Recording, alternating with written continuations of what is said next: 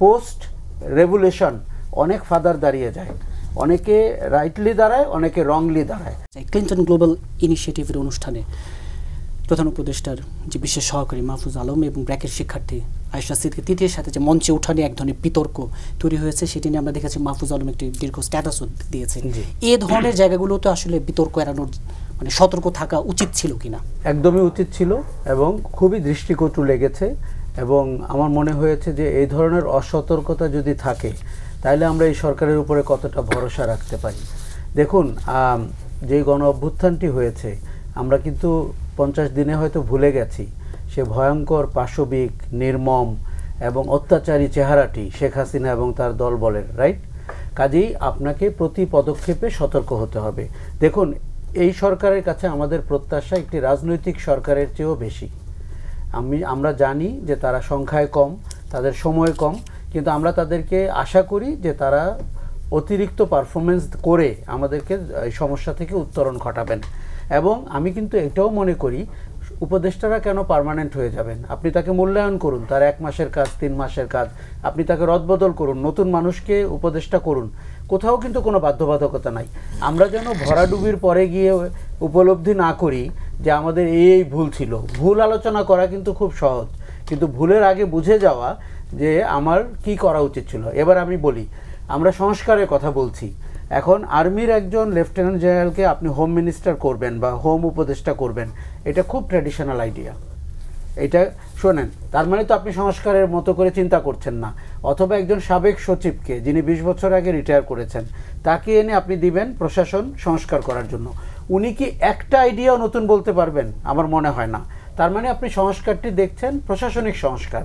আমি তো সংস্কার দেখতে চাই গেম চেঞ্জিং সংস্কার, যেখানে খোল নলচে বদলে আপনি র্যাডিক্যালি কিছু একটা করবেন। সে দেখুন, পুলিশের সংস্কার যদি আপনি সাবেক পুলিশের লোককে দিয়ে করাতে চান, তাহলে কি এই কাজটা আপনারা করতে পারবেন? তাহলে যেটা দেখা গেছে যে এই সংস্কারের, দেখুন আমরা জানি যে 15 বছরের জঞ্জাল আপনাকে পরিষ্কার করতে হচ্ছে, এবং কিন্তু আপনাকে জায়গা মতো হাত দিতে হবে, আপনাকে ধরতে হবে যে কোন বাটনটা প্রেস করলে আপনি কম সময়ের মধ্যে সবচেয়ে বেশি রিটার্ন আনতে পারেন। সরকারের মধ্যে আমরা এই রকম কৌশলী তৎপরতা এবং বিচক্ষণতা কিন্তু দেখতে পাচ্ছি না। আরেকটা জিনিস হচ্ছে যে অনেক ধরনের অনেকগুলো সরকার মনে হচ্ছে আমাদের কাছে, তার একটা ভর কেন্দ্র থাকতে হবে, অতি কথন বন্ধ করতে হবে, এবং ছাত্রদের আপনি কতটুকু প্রশংসা করবেন আর কতটুকু করবেন না এর একটা সীমারেখা টানতে হবে। কারণ আপনি যখন জাতিসংঘে গিয়ে বলছেন কাউকে মাস্টার মাইন্ড, আমরা যদি এখন প্রশ্ন তুলি বা যারা রাজপথে ছিলেন, যারা 800 মানুষ 1000 মানুষ জীবন দিয়েছে, এই মাস্টার মাইন্ডের তাহলে কি যে ছেলেটি জীবন দিল তার জীবনের মূল্য কি মাস্টার মাইন্ড আগে ঠিক করে রেখেছিল? শেখ হাসিনাও কি তাহলে মাস্টার মাইন্ডের অনুগত হয়ে রাজাকার বলেছিল? ব্যাপারগুলো কিন্তু এভাবে দেখলে হবে না। শোনেন, পোস্ট রেভুলেশন অনেক ফাদার দাঁড়িয়ে যায়, অনেকে রাইটলি দাঁড়ায়, অনেকে রংলি দাঁড়ায়।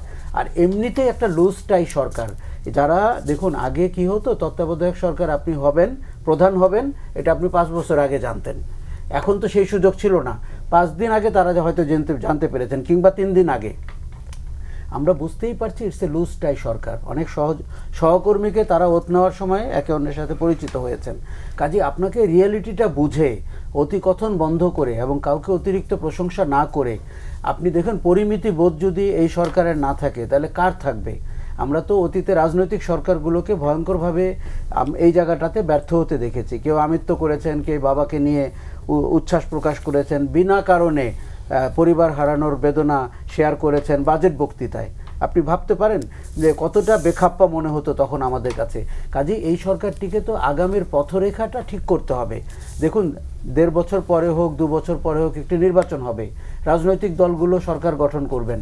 আপনি যদি এখনই একটি রীতি দাঁড় না করাতে পারেন, তাহলে ওই সরকারের কাছে আপনি কি হ্যান্ডওভার করে যাচ্ছেন?